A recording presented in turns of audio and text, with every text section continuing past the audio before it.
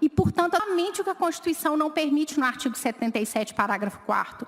E por que o faz? Porque o nosso sistema é presidencialista e a eleição do chefe de Estado e chefe de governo, ela não se submete ao voto de desconfiança do parlamento. E, portanto, as nossas eleições precisam ser estáveis e não sujeita ao voluntarismo de um candidato que ajuiza o seu pedido de suspensão de inelegibilidade quando quer, que não ajuiza se não quer, que vai ao órgão que pretende, ou que substitui a sua candidatura sem sequer fazer pedido nenhum que sustenta desde o início que seria possível.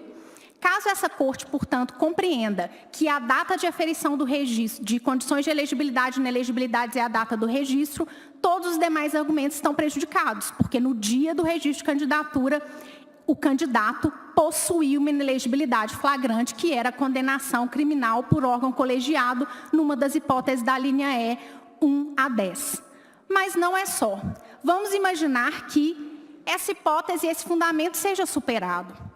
O que o candidato argumenta? Que ele poderia, então, após o registro, levantar uma liminar, conseguir uma liminar que suspendesse a sua inelegibilidade.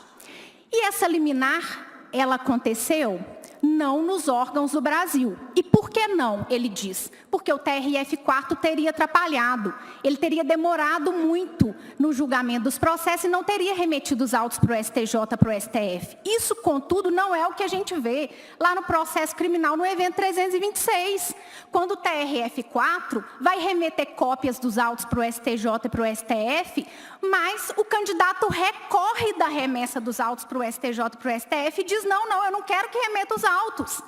E aí, então, o TRF, ele reconsidera essa decisão de remessa e o faz considerando o seguinte, tudo bem, vou respeitar o princípio dispositivo, o direito é seu, você vai ao STJ e ao STF fazer a sua postulação. E o candidato diz, eu não vou porque isso prejudica o meu direito, porque eu vou antecipar o julgamento. Bem-vindo ao mundo da isonomia, que ele tanto sustenta. Na condição de presidente da República, de chefe de Estado e chefe de governo, ele está numa situação diferente dos demais. É por isso que a Constituição o trata de forma diferente. Mas já que ele quer aplicar o 16A e o artigo 10, parágrafo 11, o artigo 11, parágrafo 10 da Lei 9.504, que então se coloque na posição de todos os outros candidatos e faça a postulação de efeito suspensivo, já que se sente tão injustiçado. Mas essa postulação não veio. O que apareceu como sustentação para o 16A, para o 26C da Lei Complementar 6490? Uma liminar, uma suposta liminar do Comitê da ONU. E o candidato defende que essa decisão teria efeito vinculante suficiente para atender os termos da Lei Complementar 6490. Não é uma única razão pela qual o candidato defende essa eficácia vinculante, mas também não é uma só razão pela qual o Partido Novo defende que essa decisão não se aplica a esse caso, ainda que ela tenha efeito vinculante no âmbito interno do Brasil. E por quê? Em primeiro lugar, nada mais irônico do que o presidente que não promulgou o protocolo facultativo de proteção dos direitos humanos precisar dessa promulgação. E foi exatamente o candidato, quando presidente da República, que não promulgou o protocolo facultativo para justamente exercer o seu direito individual de recorrer aos comitês de direitos humanos. E compreende a impugnante que a doutrina, de fato, que sustenta a aplicação imediata desses protocolos, ainda que não haja promulgação, com fundamento no artigo 5º, parágrafo 2º da Constituição. Mas acontece que, até então, não é essa a jurisprudência do Supremo, num famoso precedente já tão citado do ministro Celso de Mello, que exige a promulgação para a eficácia interna dos acordos internacionais. Isso não quer dizer que ele não tem eficácia, que ele não vale a nada.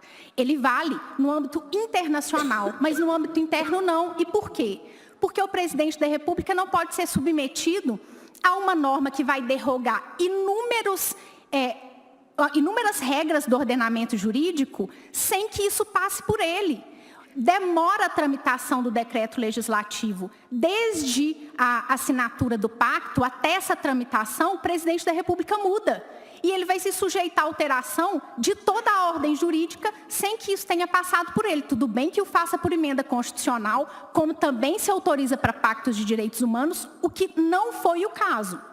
Mas, muito bem, vamos partir do pressuposto de que esse protocolo ele é válido mesmo no âmbito interno e, independentemente da promulgação, ainda assim, ele não suspende a inelegibilidade do candidato. E por quê? Porque esta decisão, em primeiro lugar, está muito longe de atender os termos do artigo 26C da Lei Complementar 6490. Seria preciso ignorar o artigo 26C, que exige decisão do órgão colegiado responsável para julgar o recurso do candidato. E o Comitê de Direitos Humanos da ONU, por mais respeito que mereça, não é um órgão colegiado com competência para julgar o recurso do candidato, seu recurso criminal. Mas não é só isso. O órgão, ele próprio reconhece que ele tem uma competência opinativa. E isso está expressamente consignado no artigo 92 do seu regulamento, que diz que ele vai comunicar ao Estado a sua opinião sobre isso. O professor Celso Laffer muito bem esclarece que a competência do órgão é exclusivamente opinativa, é um conjunto de peritos que avaliam a possibilidade de haver violação dos direitos humanos.